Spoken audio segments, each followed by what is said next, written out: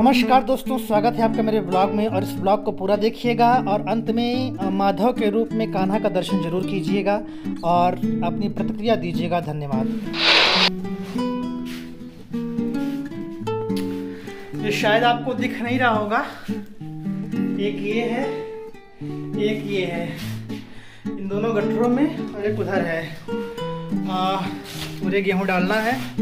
मैं आता हूँ ना तो मेरे लिए काम रखा रहता है कि ये काम करना ही करना है।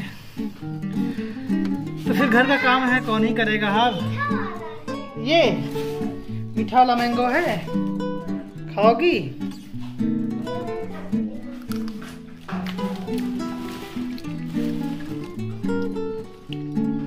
मैंगो बिटिया लेके आई हमारी। ये हमारे गांव का घर है जहां पर राशन रखा जाता है।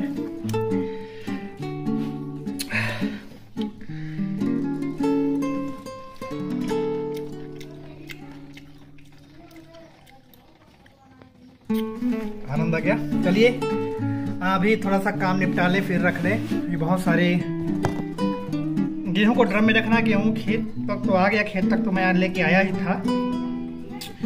उसके बाद आज फिर ड्रम में रखना है। ये आप देख रहे हैं, उस वक्त करके आया था, फिर आज कर रहा हूँ।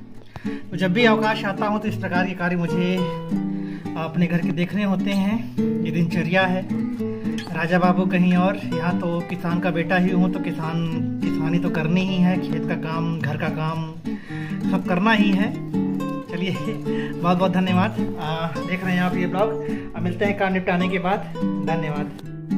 आइए फिर वो काम खत्म करने के बाद, गेहूं को रखने के बाद, दोनों गट्ठरों में आपको मिलवाते हैं उन मिट्ठू राम से जिनको कुछ दिन पहले मैंने अपने एक ब्लॉग में दिखाया था कि हमारे बड़े भाई साहब ने आधियों से इसको उठा के लेके आए थे। अब ये धीरे धीरे अपने पूर्ण पक्षी के रूप में आ रहे हैं। तब इनके पास इनके पंख नहीं थे, पंखों पर इनकी मतलब जो हरे रंग की लालिमा होती वो चीज़ें नहीं थी। आप देख सकते हैं मेरे पुराने वीडियो में इनको।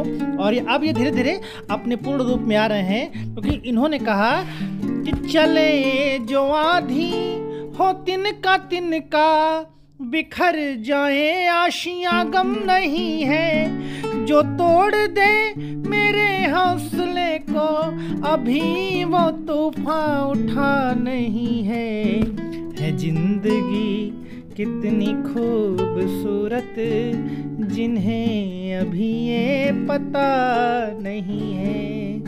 आधियों में गिरे हुए थे, लेकिन अपनी ज़िंदगी की आखिरी सांसों के साथ जूझ रहे थे।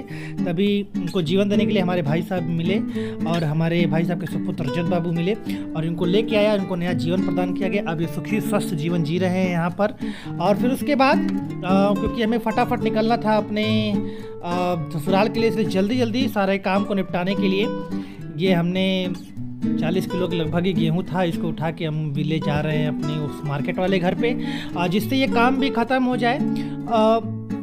वहाँ पे भी क्योंकि राशन पानी यही रखा जाता है, यहाँ से समय समय पे हम लोग लेके जाते रहते हैं। तो ये उठा के हमने कहा कि इसको फिर ले ही चलते हैं। और बारिश का मौसम, आज बहुत तगड़ा बारिश भी हुई थी, लेकिन अब क्या किया जाए, बारिश हुई थी तो उसमें भी काम को देखना ही देखना है। फिर हमने इसमें इसे रख करके फिर क्योंकि मुझे निकलना था अपने ससुराल के लिए, वहाँ पे भागवत है और वहाँ पे सब परिवार लोगों को लेके जाना था, इसलिए हमने कहा फटाफट इधर का काम निपटा लेते हैं। फिर हमने इसे कार की डिग्गी में डाला। कार की डिग्गी में डालने के बाद अभी हम निकलेंगे इसको लेके अपने मार्केट वाले घर पर। फिर वहाँ पे बोल दिया हमने अब कि ऑलरेडी आप लोग रेडी रहो, क्योंकि आएंगे तुरंत निकलेंगे, क्योंकि टाइम नहीं है, धीरे धीरे शाम होने को चली है। तो इस वजह से मैंने पहले से बोल रखा था, क्योंकि वहाँ से निकलते फटाक से निकल जाएंगे ससुराल पे, जहाँ पे भागवत का कार्यक्रम है, जहाँ मुझे सम्मिलित होना है, जहाँ के लिए मैंने छुट्टी लेके स्पेशली में आया हुआ हूँ।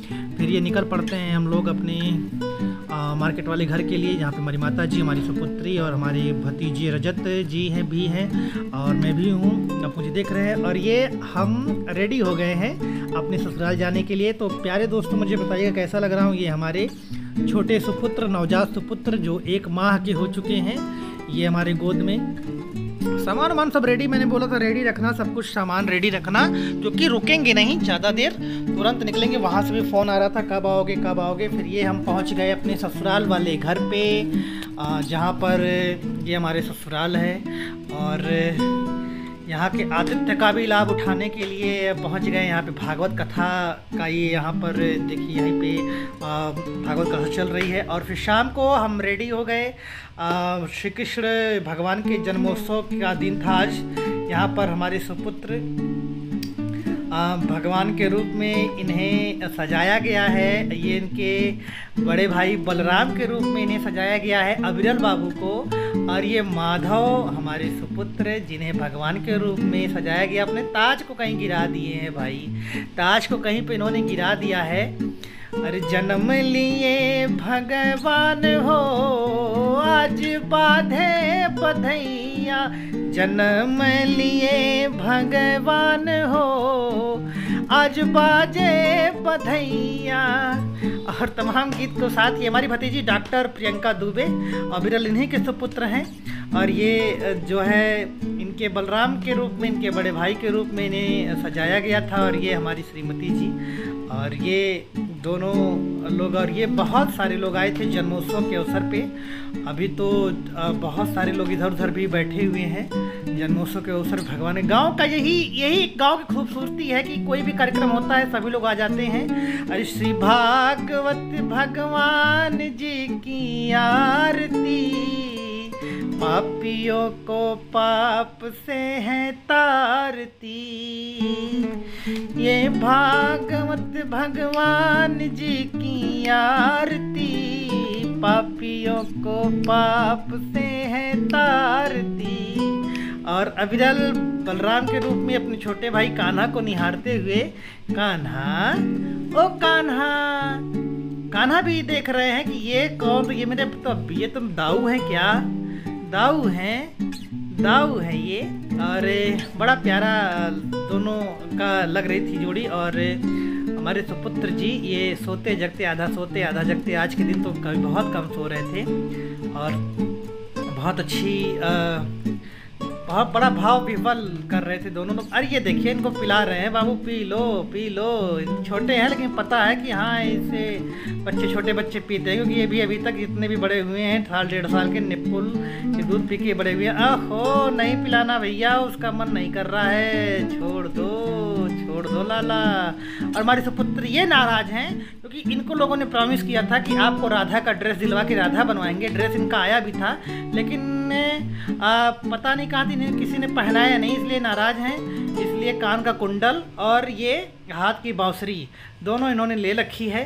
और ये हमारे सुपुत्र जी हमारे गोद में। और आप बहुत बहुत धन्यवाद आप सबका, आपसे बहुत सारा आशीर्वाद लीजिए, और साथ भगवान स्वरूप बाल स्वरूप का आशीर्वाद लीजिए। बहुत बहुत आप सबका आभार व्यक्त करता हूँ। आप इस ब्लॉग को देख रहे हैं, बहुत बहुत धन्यवाद आपको देता हूँ। ये हमारे प्यारे सुपुत्र जो कि इस समय 1 माह 3 दिन के हो चुके हैं। अभी 1.25 महीने इनका जो नामकरण होता है अभी वो नहीं हो पाया। वैसे माधव इनका नाम है, तो माधव के नाम से आप लोग बोलिए माधव लाल की जय। आप सभी आशीर्वाद दीजिए, आशीर्वाद लीजिए। और बहुत बहुत धन्यवाद। आप देख रहे हैं मेरे ब्लॉग को, कृपया मेरे चैनल को सब्सक्राइब करें। मिलते हैं अगले ब्लॉग में। आपको जय हिंद, जय भारत, शुभ।